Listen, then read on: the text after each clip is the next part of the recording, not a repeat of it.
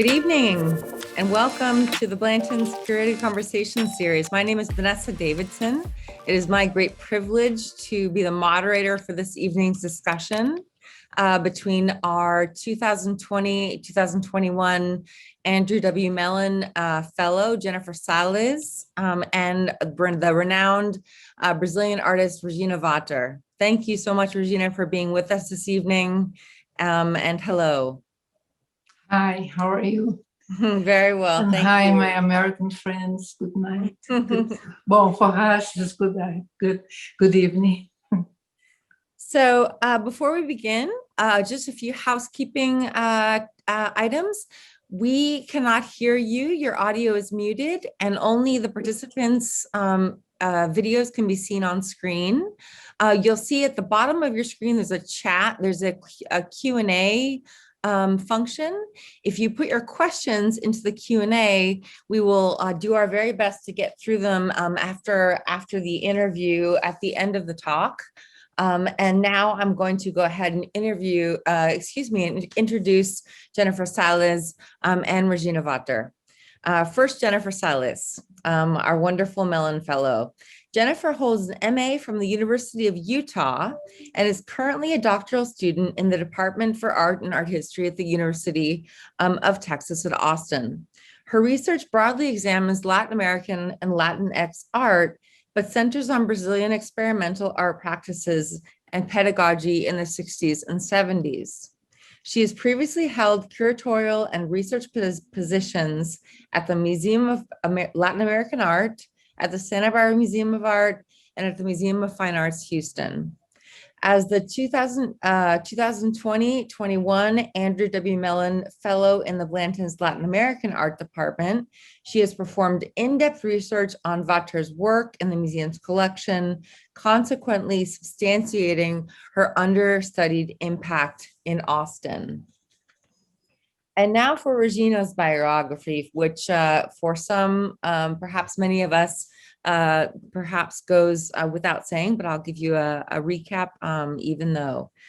Born in Rio de Janeiro, Brazilian artist Regina Vater began her artistic career studying painting and drawing under artists Frank Schaeffer and Iberê Camargo in the 50s and 60s. She then studied architecture at the Universidade Federal do Rio de Janeiro. After a sold-out show in 1964 at Galeria Alpendre, she represented Brazil at the Paris Biennial in 1967, alongside seminal Brazilian artists such as Elio Oiticica, Rubens Gershman, Annabella Geiger, and many others. During this early period, Vater's work developed from a chromatic and figural investigation to conceptual criticisms of Brazil's military regime. In the 1970s, Vater traveled to New York with the Travel Abroad Award from the National Salon of Modern Art, as well as throughout Latin America, developing her photographic and video work at important institutions such as the Centro de Arte y Comunicación, or CAIC, in Buenos Aires. After receiving the John Simon Guggenheim Memorial Foundation Fellowship, Vater moved to New York, then later to Austin with her husband, video artist Bill Lundberg, in 1985. In Austin, she expanded her video and installation practice, exhibiting at numerous art institutions and galleries, including the Flatbed Gallery, Atrium Gallery, Women in Their Work Gallery, the Blanton Museum of Art, which was then the Archer M. Huntington Art Gallery, the Laguna Gloria Art Museum, and the Mexicarte Museum. In the span of her remarkable career, she has worked as a set designer, curator, and editor, organizing several shows, such as an exhibition of Brazilian contemporary works on paper in New York in 1979, Brazilian visual poetry at the Mexicarte Museum, which was the first concrete poetry exhibition in the US, and editing the first Latin American issue of the Franklin Furnace magazine, Flu. Overall, her pioneering artistic production functions with an impulse to trace poetic, metaphorical, and unstable relationships between media. Incorporating Afro-Brazilian and indigenous traditions, Vater's work operates as a form of ritual, attempting to heal the interrelationships between humans, culture, art, and the natural environment. And without further ado, with that, I give the floor to Jennifer. Hello, good evening, everyone. I'm just presenting here. Thank you so much for joining us today. I want to give a special shout out and special thanks to everyone who helped us prepare this talk and this conversation, especially those in the Latin American Art Department, those in the Prints and Drawings Department, the registrars, the marketing department especially, and of course the Mellon Foundation, who helped sort of provide this opportunity in this space. I also, of course, want to, and most importantly, thank you, Regina, for graciously agreeing to be in conversation with me. But before we begin, I want to read a land acknowledgement, just because Regina's work delves and cites indigenous knowledge and cosmologies.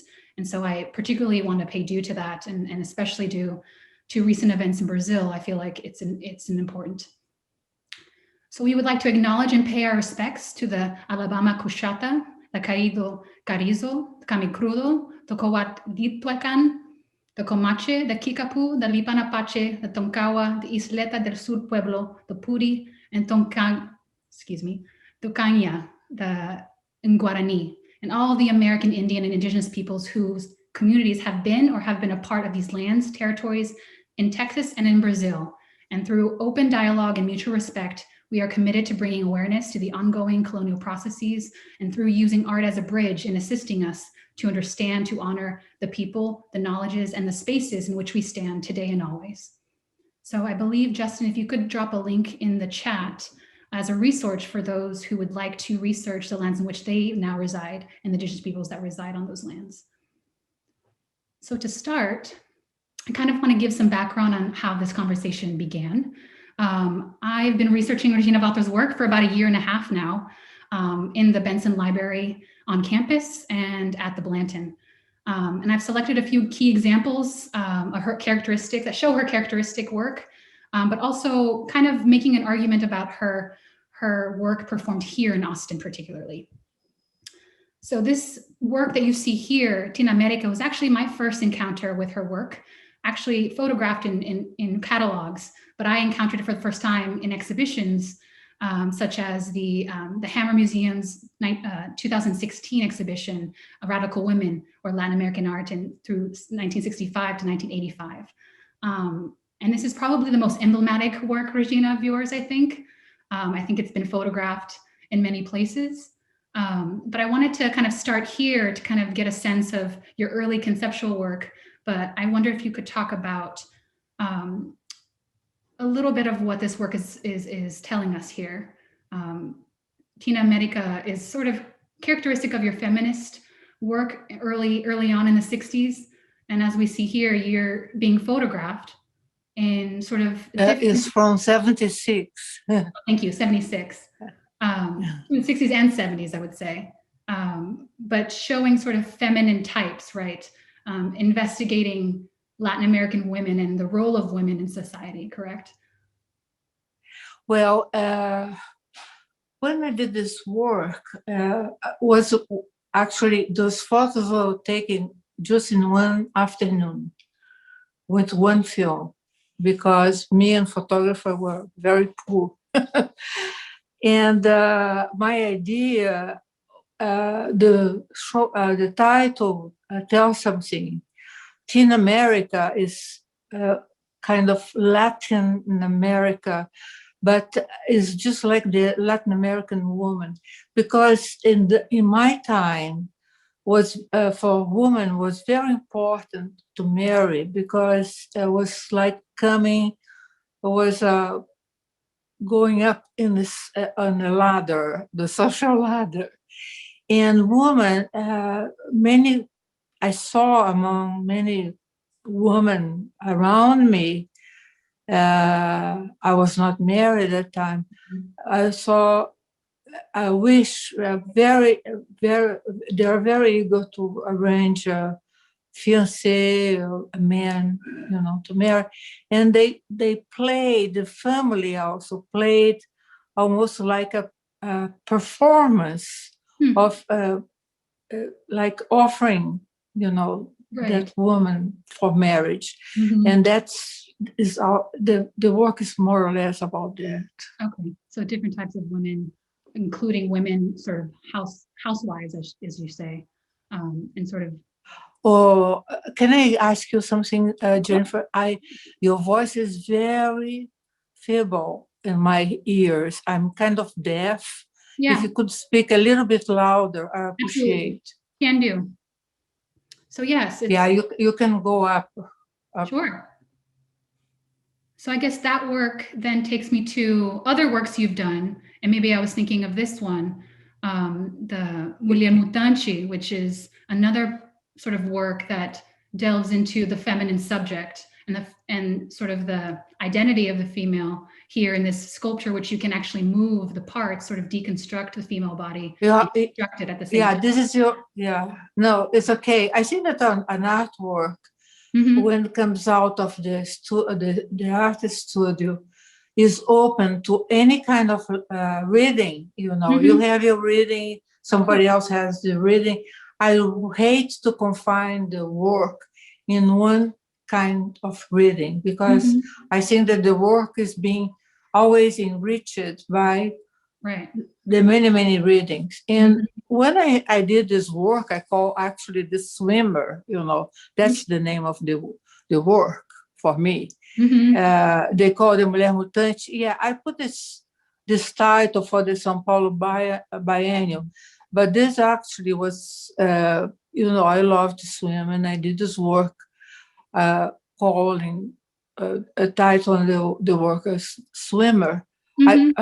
First of all, I would like to beg your pardon for my English, because my practice of English diminished a lot, although I speak with my husband in English. But anyway, well, of course it's a dismembered woman, and is a woman that you can move the body parts as you wish. I had a feeling that I was doing a joyful work, a playful work.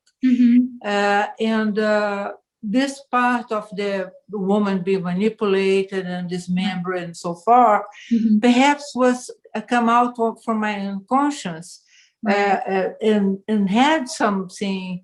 But, in that time, I was not so conceptual like I was progressing in my work in the 70s. In that time, I was much more stomach than brain, my guts than brain. Absolutely. And this work actually, of course, was a part of your recent retrospective at the MACI, or the Museum of Contemporary Art in Niterói. So this is just an installation view I wanted to share, because it of course showed your work since the 60s up until the present day, but it also shows the breadth of your work, right? You have installation here, you have works on paper, and a few installations that I think will lead us into your work in Austin. Particularly the one in the left-hand corner is a shell life, or Cascavida, right? That was shown. Shell life. Yeah, I did that in Austin 2003. Yeah, it was in the Woman in the Work. Yep. And so this mandala here in the middle of the floor, and MACI in Niterói is a museum that is circular, right? So it was nice. And actually, I find that the mandala here is almost like an access mundi, in which the other work kind of circles around.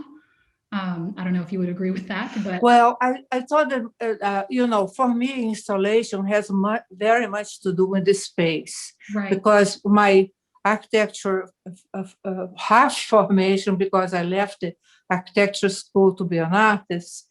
I didn't finish totally.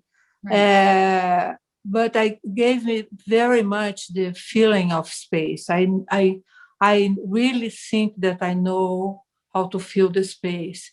And for me, installation has to do with the space. It's not like a sculpture that you move around, The installation has to do with the laws of the space. And the mat is around museum, very difficult to show there. It's a beautiful sculpture, actually, the museum itself.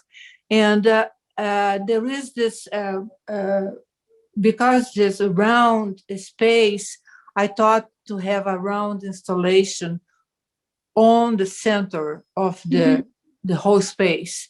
And this installation is made with little stones that they come out from the ocean in a beach where I live here now. It's thousands and thousands of very little stones. They are very teeny. They are smaller than a nail. No, it seems like the process. Some then are smaller than a nail. Yeah. Yes, absolutely. So what I was thinking was connecting that to the installations in which you did do in Austin, and this exhibition at Women in Their Work Gallery, the Curated in 1997. And could you explain a little bit of the inspiration behind this installation? Yes. Well, actually, I would like to make a remark because both installations are made. I didn't glue anything to the floor. They are all made on the stage. How can I say, the space? And somebody can pass around and destroy them.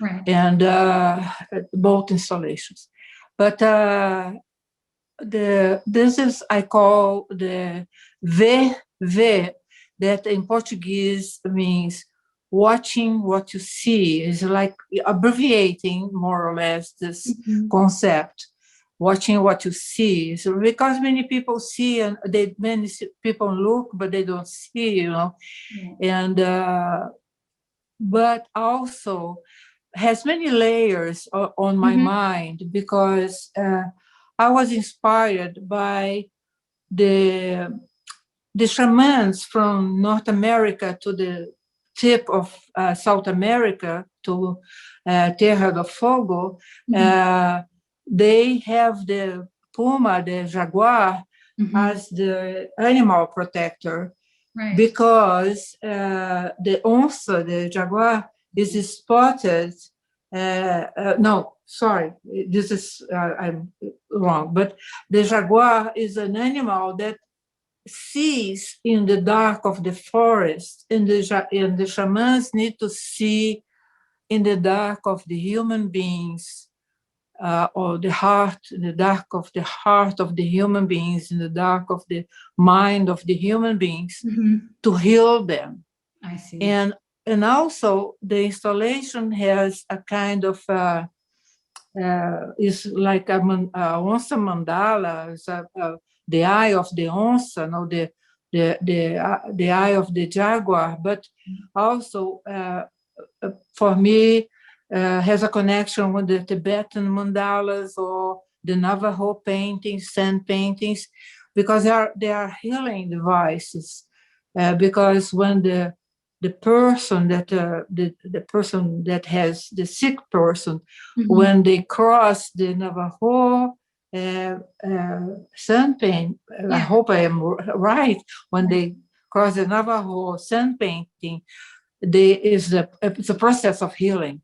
In the Tibetans also, when and then I did these drawings that I made, like in a Woman in the Work. I did the jaguar mantra, because I made like compulsively drawings and drawings and drawings and drawings and drawings of this figure. This mandala was dismantled.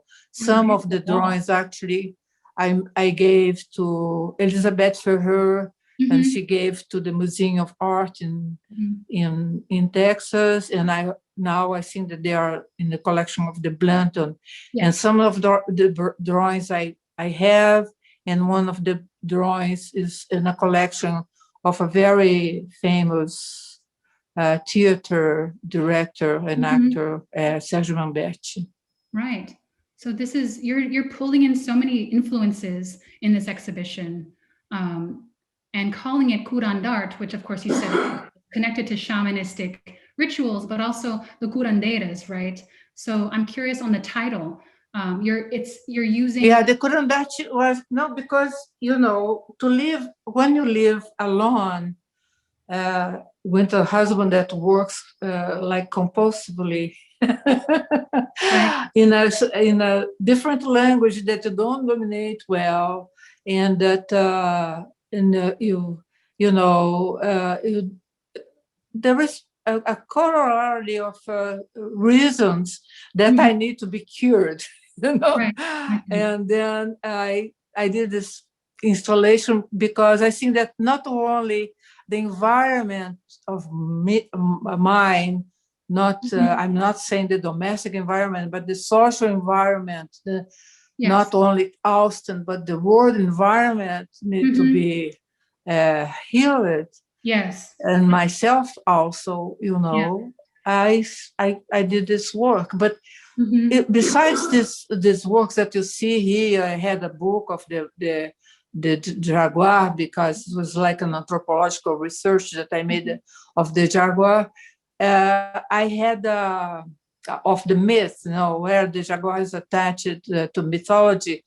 I also put some plants, some healing plants that are being used in. I put in an entrance of the gallery.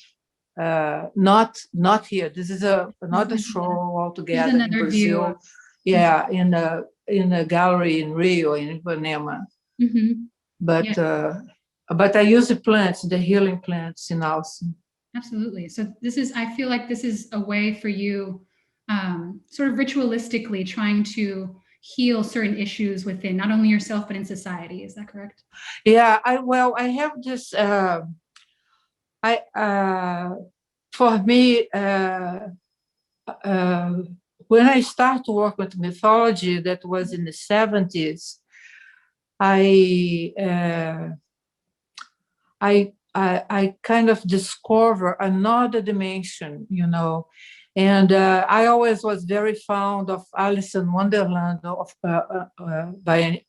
think that is going to show something about this work, but Alice in Wonderland comes from my childhood and it comes to open and open and open and open in meanings.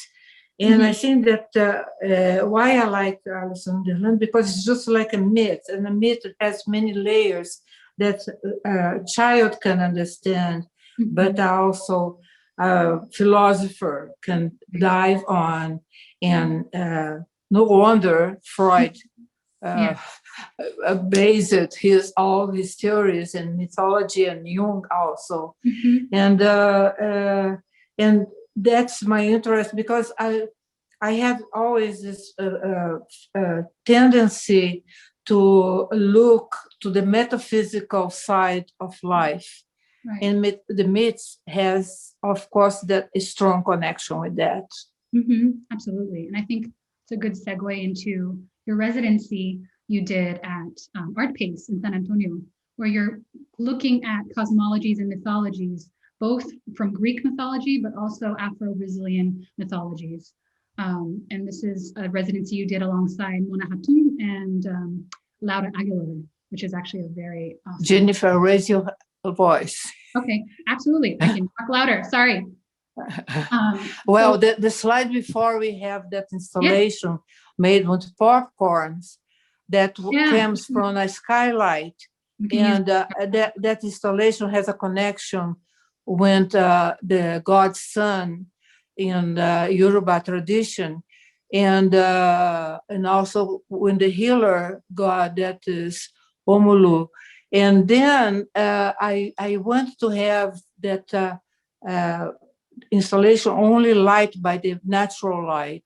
Right. And the whole installation was made of thousands and thousands of fishing lines that come out from this skylight. You attached individually with popcorns glue one by one, Just we pass like more than a week gluing popcorns to do the installation. Beautiful. But I have the feeling that is one of my favorite works. It's a very complicated work to do, not by money, but by labor, Yes, absolutely. I mean, it also speaks to the materials that you use, right? They're not typically bought or like manufactured. They're all very organic things that you Yeah. can find outside, right? Yeah, because I never had money, Mhm. very much money, because the characteristic of my work is not. I don't do art for sale. I don't do art. I am not part of the industry of art. Never was. Mhm. And then I do art because was my impetus, my life, my energy into to. Another day I said for somebody that helps me in the house.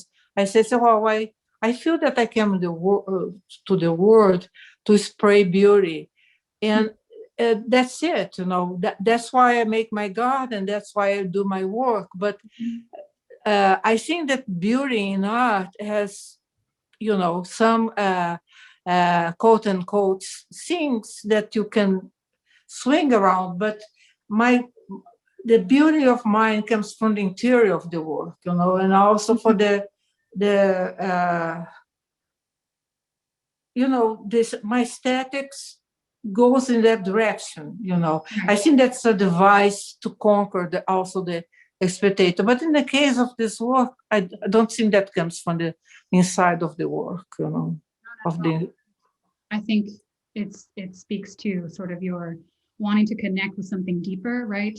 And also larger than ourselves, and connecting and bridging those relations, especially with this one who's, what I find interesting is that because Oshala is connected to the sun and light, there's an element of time that runs through your work, especially with this one. So the light changes throughout the day, right? I found that fascinating. And so the light can be different and speaks to sort of the time in which this is shown, in which you experience it, which varies as you kind of encounter the work. But I guess all of this is sort of connecting your fascination and love for sort of mythologies, as you said, and narrative and sort of metaphor. But I think the strongest part of your work, or what shows up much, is your connection to concrete poetry, which I would like to. Yes, one part of my work. Yeah. One part of your work. I just think the poetic nature in which you do your work, poetry seems to be an open structure that allows you to play with the materials, a play with the stories, a play with different facets. Yeah, well, Heidegger said that the fountain for philosophy is poetry. And I think that the real root of all the arts is poetry, Absolutely. I think so too. And I think your exhibition at the Mexicarte Museum in 2002, I think, is one of the kind of key moments in Austin, which you organized this show of Brazilian visual poetry, which encompassed 53 or over 50 artists. And I'm curious, you had mentioned to me that this show could never be replicated again. And I'm curious. Well, I don't know. Well, it's a very difficult show to put together. And I did with no money whatsoever, because we applied for a grant of the Petrobras. But the trio of artists that I have, how can we say in Portuguese, vergonha alheia to tell the names, that decide don't give us the money, didn't give us the money, saying that the Brazilian art was already very known in the United States. When the visual poetry had like 2 or 3 very little shows in America before. And this was a very big show. It was like 50. I don't remember the size of the show, but it was 51 or 52 artists. And we did all in the shoestring. My husband helped me a lot, and I printed all the show. The show came to me most part of the show by email, I retouched many of the works. I printed the works, and I can I say with my architecture and design skills, I programmed the show all in the computer, and Bill and two students put the show on the wall according to my instructions. Was really. It was really an odyssey. This show, I ate so much chocolate that I became a whale. just to keep the energy up to build and present. Well, chocolate is a very good pacifier. No? That's true too. And you created an installation for this exhibition, which I find fascinating, the Camões Feast. Yeah, the Camões. Yeah. We are in a week, we are in few days from the celebration of the Portuguese language in Brazil. This is an installation that I would love that the Museum of Língua Portuguesa, that is the only one in the Língua Portuguesa is all over, even in Oceania, in the Pacific Islands like Ilhas Salomão, etc., and so on, Macau. Well, it's the only museum for Língua Portuguesa is in São Paulo. And I would love that installation be there, because this is an installation that homages the father of the Portuguese language. And I did this with very little money. For instance, the chairs they are like shiny silver chairs because they're wrapped in aluminum foil. Because the chairs I bought from the guy that was almost given them in the street, they're very old chairs without nothing. They had a skeleton of the chairs. And then the table was also a flea market. Flea market, no, a garage sale table. The spaces that I had was the dishes, and the crystals came from my house, and the flowers.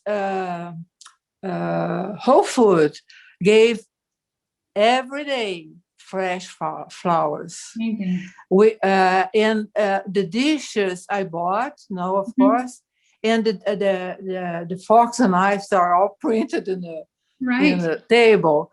And the table has like laurel leaves around sprayed, and in each dish has a poet like Caetano Veloso, like Augusto. Haroldo de Campos, very well-known poets in Brazil, Sérgio Castro Pinto, Manuel, oh my God. Manuel de Barros. Yeah, exactly, Manuel de Barros, sorry, Manuel. Olga Savary. Anyway, was like... it's a sort of a eight celebration. People, eight. Can I say something about the installation, the story of the installation? Yes, I was going to ask you. Yeah, absolutely. Well, what is the story behind this installation is based in the fact that Camões was a very poor guy. He actually was buried in a common grave, The King of Portugal didn't want to help him, don't want to support him. He received money from noble people that like him, like poetry. And what Camões did one day was to say to his rich friends, well, I would like to invite you for a supper. And when they arrived there, all the dishes were turned the mount towards the table, the tablecloth, and then and he asked his rich friends to lend them the best silver and the best crystals because he didn't have. Well, and then when the people were all seated, all set, he said, "Well, now that we are together, let's start the dinner, and you can turn up the dishes." And then when they turn up the dishes, each one has a poem of Camões written for each person. Each individual had a poem written for him. And then Camões said, "Well, you had provided me with a lot. You had nourished me with money to buy my food all these times. Now my food is here." I want to nourish you with poetry, right? Yeah. Well, this is, yeah. And that's why I made this homage of Camões for me, one of the most significant poets, in my opinion, Right. in that time of Brazilian Portuguese poetry. I don't know so much about Portuguese poetry from Portugal. And then, that's it. Yeah, but it's almost, you're trying to place Brazilian poetry and language and culture in front and center in these galleries, in these institutions. I think that's, well, this is your reading.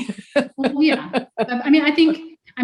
This is probably one of the first concrete poetry exhibitions of all Brazilian. But this is the poets. The only poet that was concrete was Haroldo. The poetry was not about concrete poetry. The show was not about concrete poetry.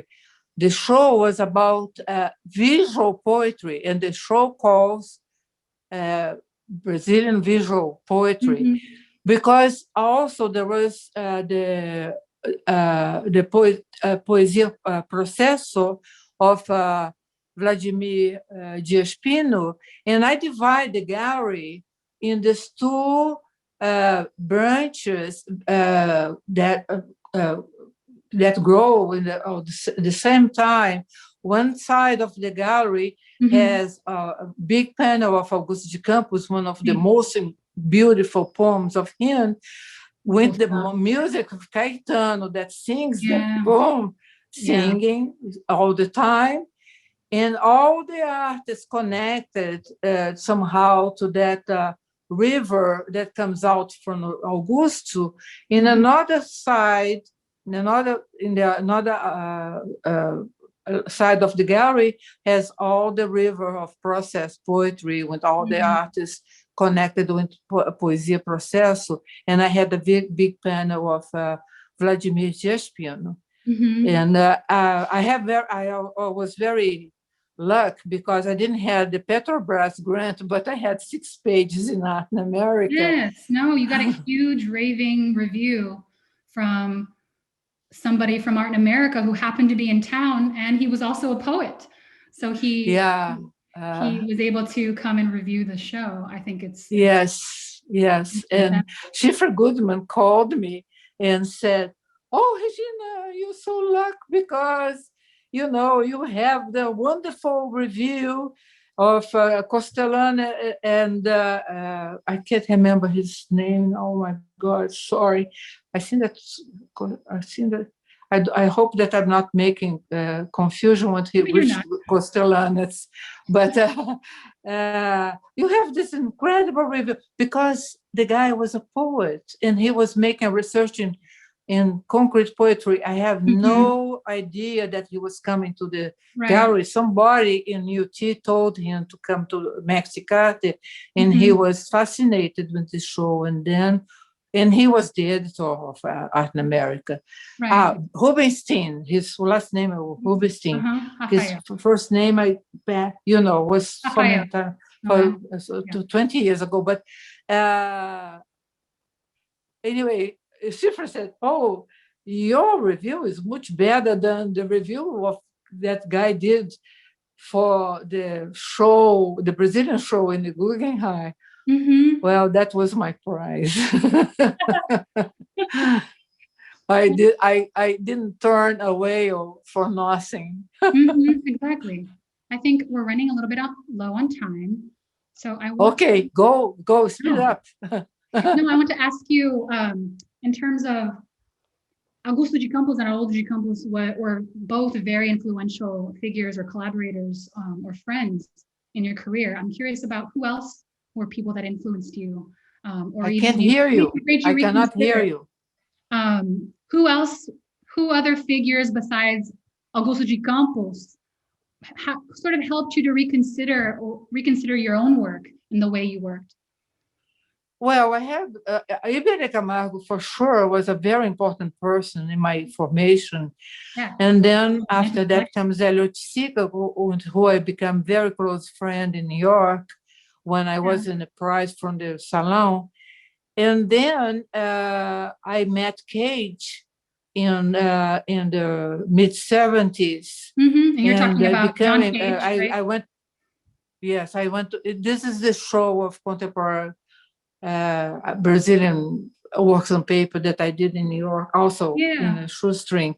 But Cage came to all the shows that I invited him, include my shows, and Augusto, Leisure Clark, but these people didn't influence in the format, in the form of my work, in the shape of my work. They influenced in a way of thinking, in a way of approaching life. Because, for instance, when I arrived in New York in the early 70s, a Brazilian painter that was there said, "Oh, Regina," I was doing the photos for the Luxo Lixo, and this painter says, "Oh, Regina, you need to stop to doing this because are you an anthropologist, you are a psychologist, or you are an artist?"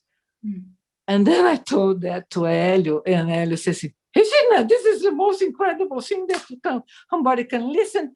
You shouldn't pay attention. Don't give your ears to anybody like that. You should do whatever you want. Art is the space of freedom. Do whatever you want." Right. That's, but Hélio was not doing the same thing that I was doing. And I was already with the intention to do that work since I put my feet in New York, because I had seen the poetry of Augusto before I left Brazil. I didn't knew Augusto at that time. Somebody brought to me the poetry, and I was, I was delighted to see that work, that I was taken by his work, His I'm going to show this quickly, but this photo was made by Quentin Fiori, that guy that worked with McLuhan, and the middle is the message. We are very good friends with him, Hélio and I, and he lived in Hopewell, close to Princeton, and we went to visit him, and I think that when we leaving to New York, he took this picture. Hélio with Sica and I, 73. Hélio with Sica always looks so debonair. But I guess I'd like to ask you, you developed your video work a lot in Austin, particularly because you bought a camera shortly after arriving, correct? Yeah, we bought a camera. Unfortunately, this camera was destroyed by a hawk. Yeah. This story is too long to tell here now, but it was a magic store. I want to point to this sort of this book that is a book bounded of 70 facsimiles of sort of drawings of your work.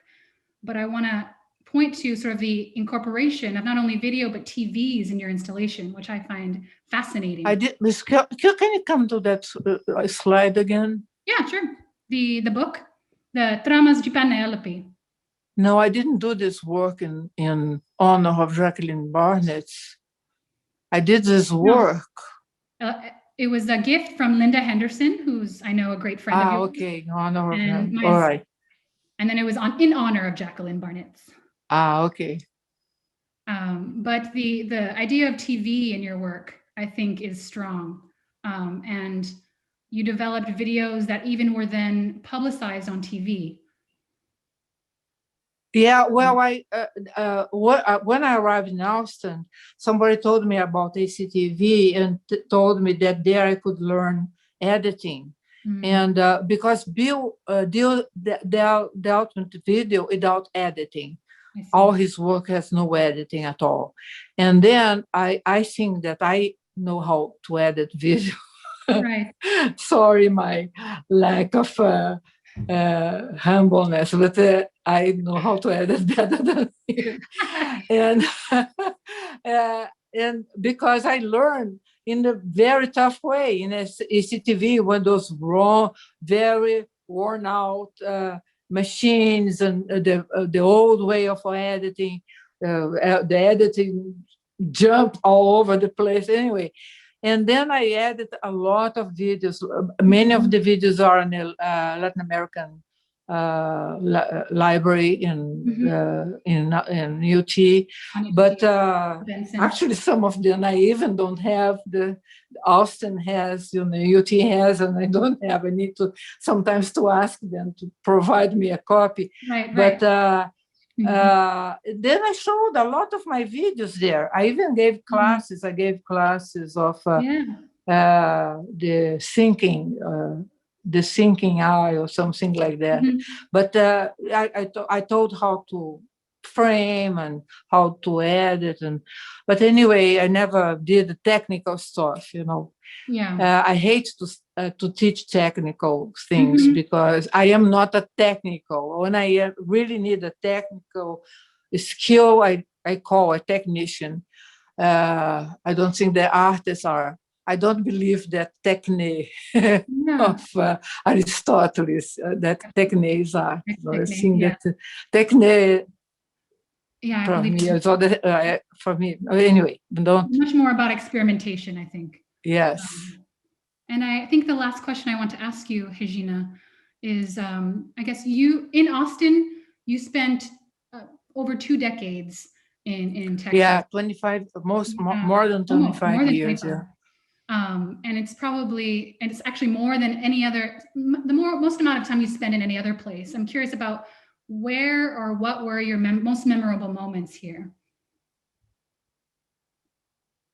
Well, when the Brazilian government gave me a medal of that actually something that is in some drawer of my wardrobe, but a medal of Rio Branco for the show that I did of Brazilian visual poetry. I think that show was extremely important in my life. I agree. This was I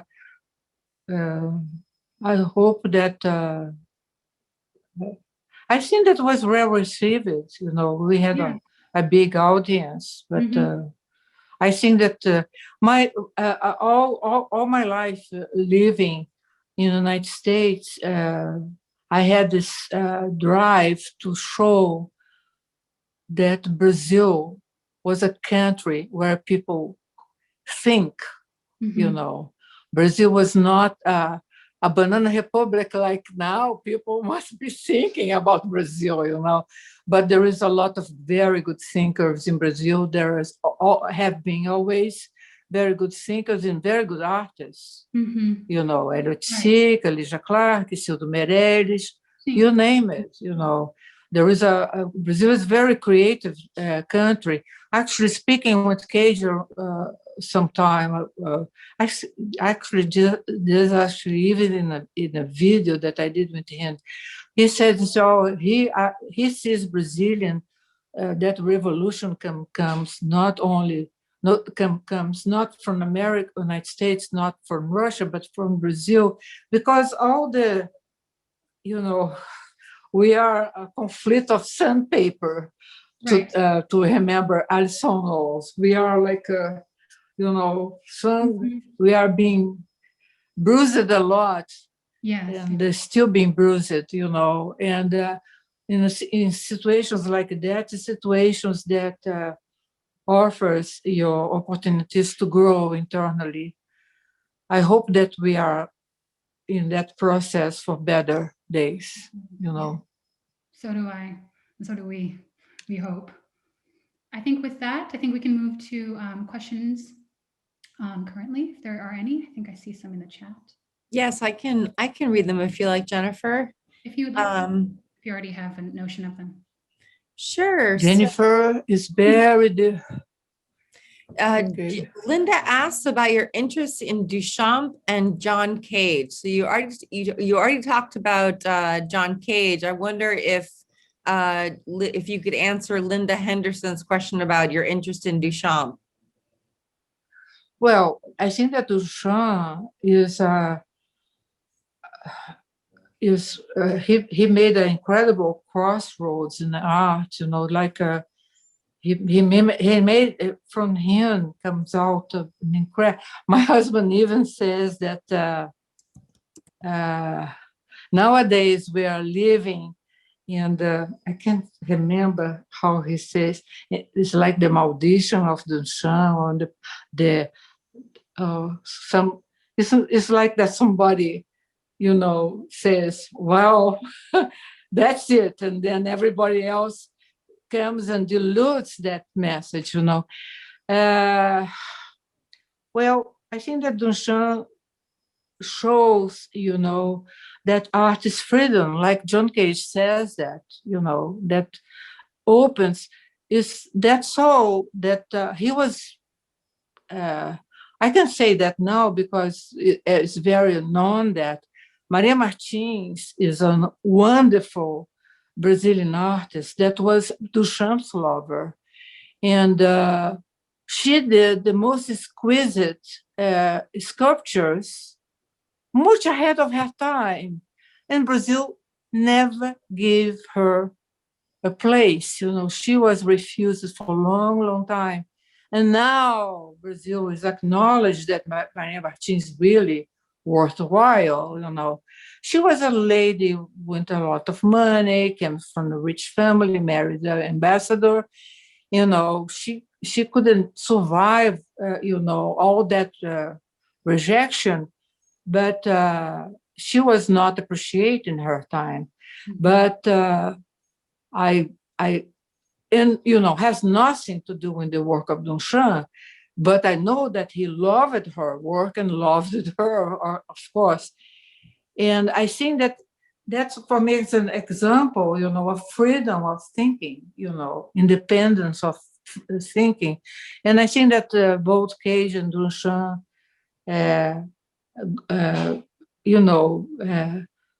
point in that direction. And Cage more even because Duchamp, there is moments of Duchamp that almost Zen. No, Cage told me that once he asked Duchamp, Duchamp was leaving, and he says, "What you carry?" Something like that. What you carrying? What's your luggage? And Duchamp says, "There is no luggage. I'm wearing it." And Cage, this for me is very Zen, no? Very, how can I say, Buddhism, no? And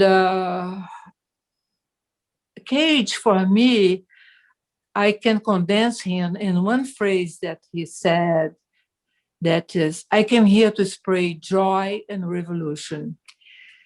And, that's what I feel, most part of the time, that my work, although sometimes it speaks about what is going on with the Indian culture, what's going on, but I try to see what is beautiful about the culture, what is knowledgeable, what they have in terms of wisdom to share with us, what we are not, what we are despising about the culture, how much do we despise the Indian culture and the African American culture, And but I always try to bring the light side. I'm very connected to the light side, the light,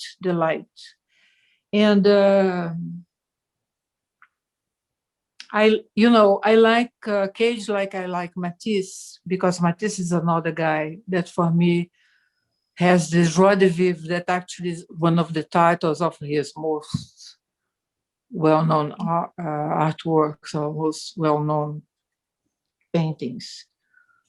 That's for me, these two artists in two different times have brought to the world is this importance. Another day I heard an interview of Ayrton Krenak, and Ayrton Krenak said something so beautiful. Somebody asking, one of the participants asking a question that he replied, we are together in this cosmic dance of life, of this cosmic dance of the universe, this cosmic dance of the universe. You want to go to the cosmic dance of the universe crying, or you want to go with joy? And that's it. Beautiful. We are teeny planet in the universe. We are just like some bacteria in the Mother Earth, Thank you, Regina. Jennifer, I'm going to let you choose the last question because I'll put you back in the driver's seat. Eu tenho 3 minutos, Regina. Let's see here. I'm sorry.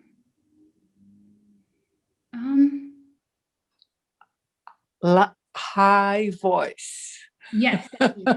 Maybe Florencia's? Yeah, let's do that.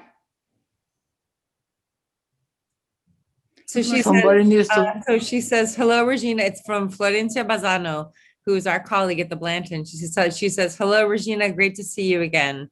Could you please tell us something about your recent or present artistic projects? Well, my project now is a project that involves Austin, actually. I have a project, I'm photographing my garden here as I photograph it and film it, my garden in Austin, behind Caswell Street. And I have a project to have this 3 screens showing my garden in Austin, another garden in here.